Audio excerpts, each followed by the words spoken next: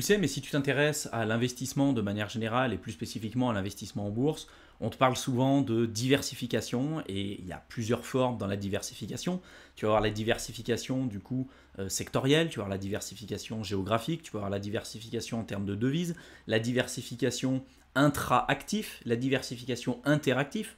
Donc par exemple, intra-actif, si tu décides d'investir sur les marchés financiers, notamment en bourse, bah, tu peux te diversifier en investissant pas uniquement sur les actions, mais en investissant sur les actions, les obligations, les métaux précieux, sur les commodities, ça peut être également aussi sur d'autres matières premières, le pétrole, ça peut être aussi sur les rates, donc l'immobilier coté, enfin bref, il existe plein de manières de pouvoir se diversifier. Ça, c'est ce qu'on appelle la diversification intra-actif, donc au sein d'une même classe d'actifs, on va pouvoir choisir différents sous-actifs dans cette catégorie-là.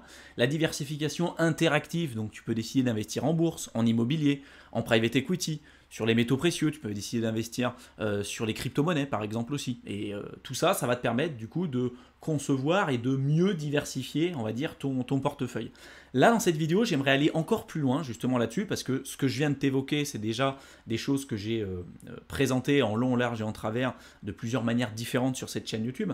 Là, j'aimerais aller un petit peu plus loin pour te présenter le concept de diversification d'une manière assez différente à l'aide d'un papier de recherche que j'ai retrouvé sur Internet qui est très intéressant et qui va te permettre, je pense, de prendre beaucoup plus de recul sur cet aspect-là qui est quand même un point crucial dans l'investissement. On ne décide pas de faire comme beaucoup de gens qui investissent en crypto-monnaie, de faire des gros all-in sur des vieux shitcoins. Là, l'objectif, c'est vraiment de prendre un maximum de recul et de concevoir un portefeuille qui va être le plus durable et le plus solide possible en comprenant et en mettant le plus en avant le côté diversification pour se préparer à toutes les éventualités et savoir pour le mieux gérer notre risque. Toutes les informations que je vais te présenter dans cette vidéo sont issues de ce papier de recherche et comme d'habitude, je te mettrai les informations dans la barre d'infos pour que tu puisses retourner aux sources et éventuellement croiser les informations si c'est quelque chose qui t'intéresse. Le papier de recherche commence par nous présenter en fait ce graphique-là qui est très intéressant. Il faut savoir que cette étude elle a été effectuée en analysant des données entre les années 1900 jusqu'à 2022, donc on a à peu près plus de 120 ans d'analyse et d'études, donc ce qui est quand même très significatif et intéressant pour prendre du recul sur les événements.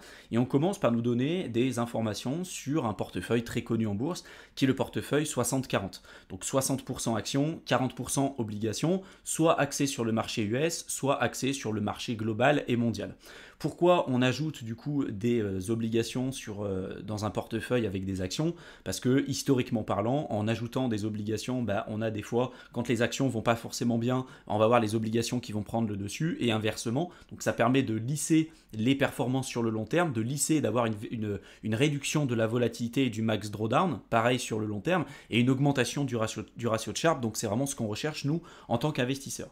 On remarque que ces rendements espérés sur un portefeuille global 60-40, ça a été en moyenne à peu près de 4% depuis les années 1900, avec à chaque fois des hausses et des plus bas, enfin des gros pics, par exemple comme dans les années 1930. On a eu des forts pics, des augmentations de rendement sur ce genre de portefeuille. Et puis à l'inverse, des baisses assez significatives quand on a eu des crises, des guerres mondiales, etc. etc. Mais globalement, un portefeuille 60-40, entre les années 1900 jusqu'aux années 1980, on avait quand même eu en moyenne des performances estimées d'à peu près 4%, ce qui est quand même relativement intéressant en prenant en compte la performance de ce genre de portefeuille et la volatilité et le risque qu'on prend en investissant dans ce genre d'alternative. Par contre, attention, on se rend compte que depuis les années 1980, on a une diminution de l'attente et de l'espérance de rendement avec ce genre de portefeuille et je te donnerai des éléments de réponse un petit peu plus tard pour expliquer ces raisons-là. Et ce qu'on remarque, c'est que à la suite de la crise sanitaire, depuis mars 2020, on a eu une modification importante et significative de la politique de la Fed. Et donc la Fed, c'est la Réserve fédérale américaine et ça correspond en fait à la Banque centrale américaine.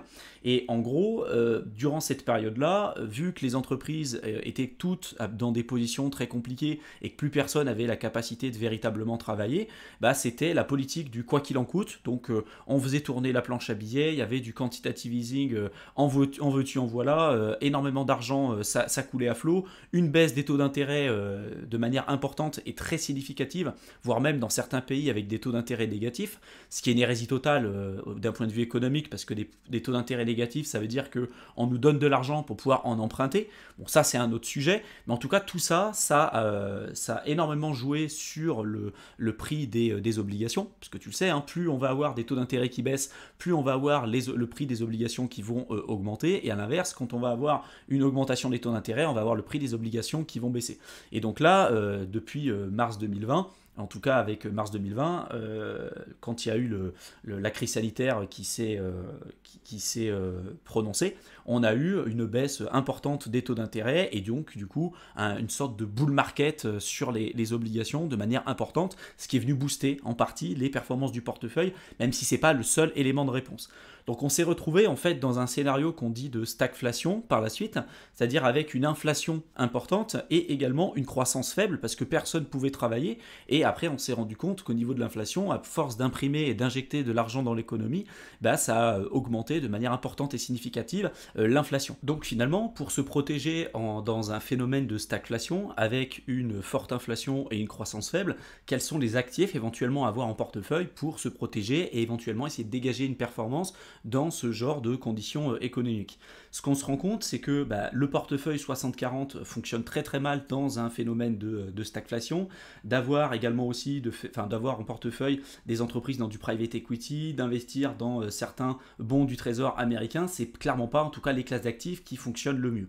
Les actifs qui fonctionnent les mieux dans les périodes de stagflation, c'est surtout les commodities, donc les matières premières, et d'utiliser des stratégies un peu plus actives comme celle du momentum et éventuellement du suivi de tendance. J'en avais parlé à plusieurs reprises sur certaines vidéos que tu pourras retrouver dans la playlist bourse si c'est quelque chose qui t'intéresse. Mais en tout cas, voilà, pour se protéger dans un phénomène de stagflation, avoir des commodities, des matières premières comme par exemple les métaux précieux, également aussi ça peut être du pétrole en portefeuille, tout un tas de commodities différentes, tout un tas de matières premières différentes, ça peut être un moyen pour toi pour lutter contre ces problématiques-là et de dégager un certain niveau de performance que tu n'aurais pas pu obtenir si tu étais uniquement exposé avec un portefeuille classique type 60-40.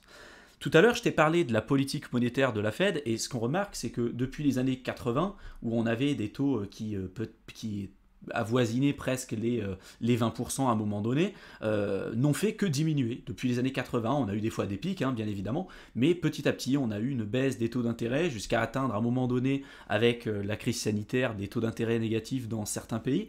Et ça a forcément un impact sur les actifs en général et également sur les performances aussi des obligations.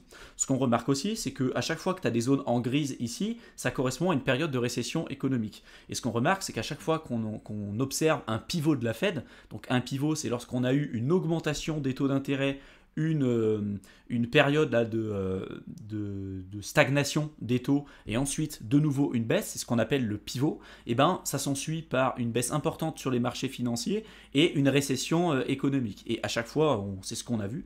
Là, tu vois, sur les années 1988, on a eu là une augmentation des taux d'intérêt, une baisse, et puis paf, là on a eu une récession. Là pareil, une augmentation, une baisse, une récession, une récession, une récession, une récession, une récession.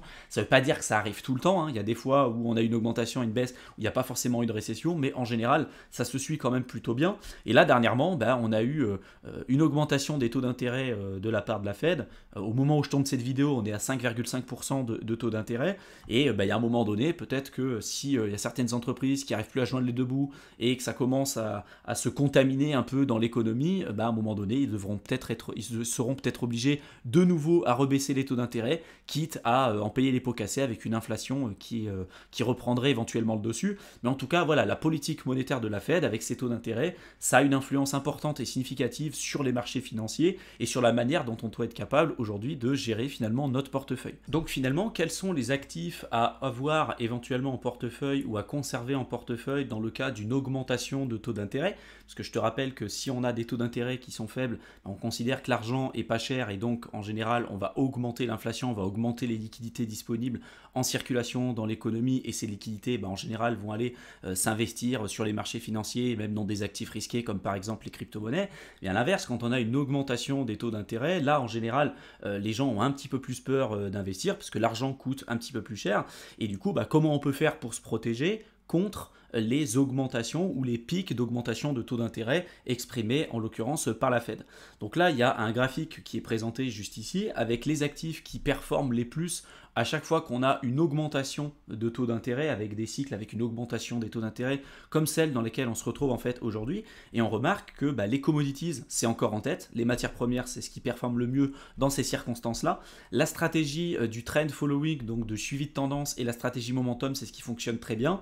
Par contre, dans ces périodes avec les augmentations de taux d'intérêt, forcément, l'immobilier, la plupart du temps, l'immobilier, notamment l'immobilier coté aux États-Unis qu'on appelle les rates, c'est avec des taux d'intérêt, mais pas des taux d'intérêt fixes comme ceux qu'on peut retrouver en France, avec des taux d'intérêt variables. Donc si tu augmentes les taux d'intérêt, en fait c'est plus dur pour rembourser son emprunt, et même c'est souvent là où on va avoir des faillites en cascade. Donc avoir de l'immobilier quand on a une augmentation des taux d'intérêt, c'est peut-être pas forcément la meilleure alternative et la meilleure poche d'actifs à avoir en portefeuille. Et donc ça montre que, tu vois, les commodities, c'est pas souvent quelque chose qu'on a en tête au premier abord. On peut se dire, tiens, oui, je vais mettre des actions, je vais mettre des obligations, pourquoi pas de l'immobilier, etc. Mais souvent, les matières premières, on va les mettre de côté parce que c'est pas quelque chose qu'on entend parler de manière spontanée. Et là, on se rend compte que ce soit sur un modèle de stagflation économique ou que ce soit dans un modèle avec une augmentation des taux d'intérêt comme ce qu'on est en train de voir en ce moment, avoir des commodities et des matières premières en portefeuille, ça te permet de dégager des rendements et de limiter la volatilité globale de ton portefeuille. Malgré ça, tu vas avoir beaucoup de personnes qui vont penser que d'investir par exemple sur du private equity, donc d'investir sur des startups, ça peut être un moyen pour eux de se protéger en cas de bear market prolongé, parce que le private equity, c'est le fait d'investir du coup dans des startups, et vu qu'on n'est pas coté en bourse, on est censé avoir moins de volatilité que ce qu'on peut retrouver sur les marchés financiers, comme avec les rates, les actions, les obligations, etc. etc. Et ce qu'on remarque, c'est que la réalité, c'est que ce n'est pas le cas. Avec l'étude qui a été effectuée entre 1986 et 2021, avec des bear markets prolongés, on voit que le private equity, à chaque fois, c'est un actif qui ne performe pas super bien non plus. Tu vois, en moyenne, on est à moins 7% de rendement. Et un moyen pour pouvoir se protéger de cette volatilité et d'un éventuel bear market prolongé, si jamais ça venait à arriver, il y a deux manières de le faire. Il y a le fait d'utiliser ce qu'on appelle la stratégie du price trend et celle de l'economic trend. Donc dans le programme de recherche et dans le papier de recherche, tu auras un descriptif complet de la stratégie economic trend et de la stratégie price trend que je ne vais pas te développer ici. Mais ce qu'il faut que tu retiennes, c'est que la stratégie price trend, en gros, c'est de parier en fait sur des hausses ou des baisses de tendance. Par exemple, tu vas parier à la hausse, donc tu vas faire un long ou un short en fonction des performances récentes du marché. Donc tu vas faire un mix entre peut-être la stratégie un peu momentum et puis le suivi de tendance. Et puis enfin, le fait d'utiliser ce qu'on appelle l'economic trend. Donc là, on va analyser la performance des actifs en fonction des stimulus externes, comme par exemple les modifications des taux d'intérêt de la Fed que je t'ai évoqué un petit peu plus tôt. Et en fonction de ça, on va se dire, tiens, historiquement parlant, avec une augmentation des taux d'intérêt, les actifs qui ont les mieux performé, c'est tel actif, tel actif, tel actif. Et on va peut-être se surexposer à certains de ces actifs-là au détriment de d'autres qui souvent vont avoir des performances peut-être un petit peu plus faibles. Donc le descriptif global, je te le répète, c'est vraiment dans le papier de recherche. Là, je te donne des idées et je te fais un aperçu, un résumé de ce qu'il y a à l'intérieur. À toi d'aller un petit peu plus loin si jamais tu as envie de creuser cet aspect-là. Ce qu'il faut retenir en tout cas de ce papier de recherche et que j'ai trouvé très pertinent, c'est pour se protéger, peu importe les conditions économiques, peu importe ce qui peut se passer, que ce soit avec une augmentation des taux d'intérêt, une baisse de taux d'intérêt, une période de stagflation, inflation importante, croissance importante, peu importe, en fait, c'est ce que cette étude montre, c'est que c'est important d'avoir dans ton portefeuille une part quand même assez représentative, notamment sur les matières premières et les commodities, et aussi de garder une part en liquidité. Alors ce qu'on appelle des liquidités, c'est par exemple du cash. Le cash, tu n'es pas obligé de le garder juste sur ton livret A ou juste sur ton compte en banque. Ça peut être une manière et ça peut être une poche à cash. Mais ce qu'on appelle aussi le cash, c'est de l'argent rapidement qui peut être rapidement déployé ou qui peut être rapidement récupéré sur ton compte en banque si jamais tu en as besoin.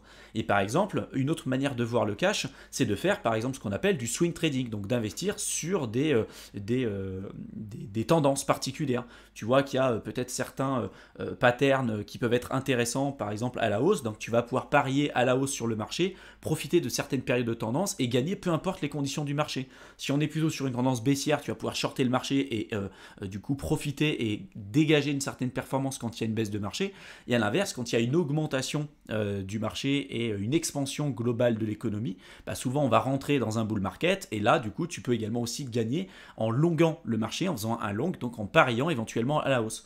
Donc c'est intéressant de se rendre compte que lorsqu'on constitue en fait un portefeuille, il ne faut pas uniquement prendre en considération le fait d'avoir des actions, des obligations, de l'immobilier, etc., etc. Mais le fait d'avoir des commodities, donc des matières premières, c'est un point important et significatif, mais également aussi avoir des liquidités. Par exemple, pour faire ton DCA, limiter ta volatilité et éventuellement pouvoir parier sur certaines tendances de marché, que ce soit à la hausse, à la baisse, et dégager une performance, peu importe ce qui peut se passer sur le marché. J'espère en tout cas que cette vidéo t'aura plu, qu'elle t'aura intéressé, qu'elle t'aura été utile. Si tu veux en savoir plus sur les marchés financiers et si tu veux commencer à faire tes premiers pas efficacement justement là-dedans, je t'ai préparé un programme de formation offert de plusieurs heures que tu peux rejoindre. Tu retrouveras le lien dans la barre d'infos. Tu as simplement à cliquer sur le lien que je t'aurai mis, tu rentres ton adresse mail et puis tu verras, je t'enverrai le contenu directement dans ta boîte de réception. Je te souhaite une excellente fin de soirée et je te retrouve dans une prochaine vidéo. À bientôt.